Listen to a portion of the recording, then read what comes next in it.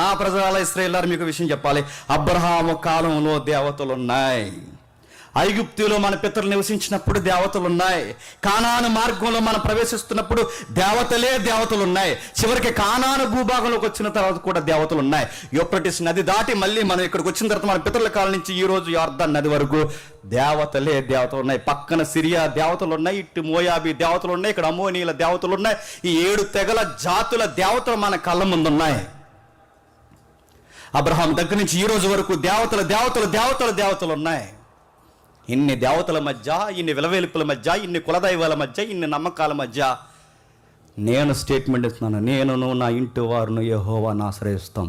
మీరేం చేస్తారు నిర్ణయించుకోండి అన్నాడు. నేనును నా ఇంటి వారును యెహోవాను ఆశ్రయిస్తున్నాం, యెహోవాను సేవిస్తున్నాం. మీరు కానానులో చాలా దేవతలను చూస్తున్నారు, కానాను మార్గంలో చాలా దేవతలను చూస్తారు, ఐగుప్తులో చాలా దేవతలను చూస్తారు. ఇన్ని దేవతల మధ్య, ఇన్ని అజెండాల మధ్య నా దేవుడు యెహోవా అని మీరు చెప్పగలరా? నేను నా ఇంటి వారు చెప్తున్నాను. ఎవరు మొక్కినా మొక్కకపోయినా నేను నా ఇంటి వారు యెహోవా అని ఆశ్రయిస్తాం. చరిత్రలో బంగారు అక్షరాలతో రాసేసారు ఆ స్టేట్మెంట్. అంతే. యెహోషువ అనగానే ఆ మాట మనకు టక్కన గుర్తొస్తుందండి.